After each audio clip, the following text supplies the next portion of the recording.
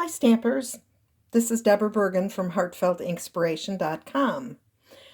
I want to talk today about the Color Coach cards that I spoke about on today's blog post. That is my blog dated May 19th, 2020.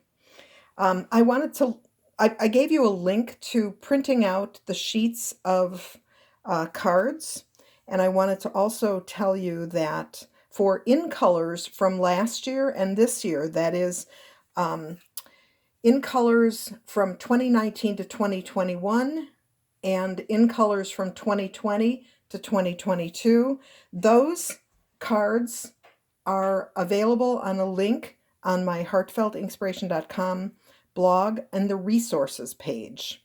And if you haven't printed them yet, or you don't know what this looks like, this is the in colors. These are the new ones, the ones from the catalog that will be effective June 3rd. And they are beautiful. I'll just move this up, Just Jade and Bumblebee, Cinnamon Cider, Moonlight Mist, Magenta Madness. Really, really pretty. So I just want to give you a little clue here. Something I didn't realize until I printed this myself is that you need to print this at 91% scale, not just plain 100%, because otherwise they're too big to fit into your pack. So this is what my cards look like. As I said, I clamp them with a big binder clip, and then this hooks on my pegboard. These are in the same, my colors are in the same order as my cardstock, what I call rainbow-etical. Yeah, like alphabetical, rainbow-etical. And then I just put the in colors, the current in colors at the back.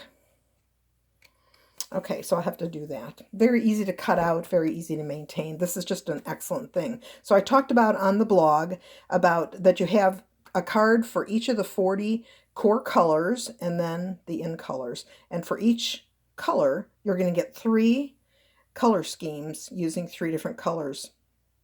2 colors in addition to the card color. Why do I always make this so complicated? Okay.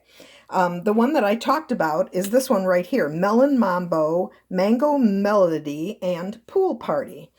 And you may think, oh, that's an interesting combination. I'm not sure how I would work with that. So I'm going to show you how you might work with it. And I also talked about this a little bit on the blog. Okay. Here's what you might be inclined to do. Use one of the colors. In this case, I used a Pool Party card base, and I used a piece of Mango Melody. Mango Melody and Melon Mambo. And you can see that they're equal panels, and there's really nothing wrong with this. If you put a sentiment in the middle, it would be a fine card. It would be an unexpected color combination, I think, and that would be fine. We can do better than this, though. So I talked about the concept of using gallon, quart, and cup measurements. That is to say, one of the colors we'll call 100% the gallon. We'll use the second color in about a quarter of that amount, and then the third color in a quarter of that amount. So those are the proportions of a gallon, a quart, and a cup. So that's what this card looks like. My gallon, my 100%, is the same Pool Party background, card base. My quart is the Mango Melody, and my cup is the Melon Mambo. Why didn't I give myself easier names to say? Well, anyway. And this is more pleasing to the eye, and you see I've got more, I've got the ability to position these differently, whereas when they were bigger, it didn't lend itself to anything really interesting. However, we can do even better than this. And that is to introduce a neutral. And specifically, we're going to bring in Whisper White, which allows your eye to rest a little bit. Because these colors, especially these two, are really kind of intense. Okay, so here is my finished card. I know, I can hear you like, ooh, fabulous. So this time my card base is white. So I have this white background, or white outline. I used a piece of the I think this was the, this is the poppy paper. That is, of course, retiring. And first of all, I love this because it is Pool Party, and then it's got this funky stripe in it. So that's interesting. I cut my Mango Melody with the Stitch So Sweetly dies to make it a little less serious, a little, give it this playful edge. And I stamped on here an image from a new stamp set from the new catalog. The stamp set is Tasteful Touches, and I use this pretty sprig in the same color, in Mango Melody.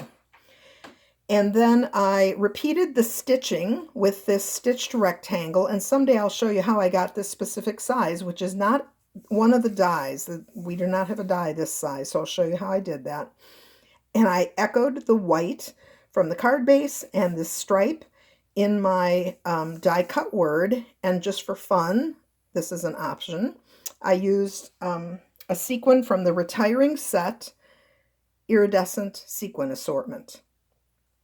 So it's the same essential proportions, and yet much easier on the eye, much more interesting, and very fun to play with. So that's my suggestion. Try this, see what you can make work. I'll see you next week for Video Wednesday.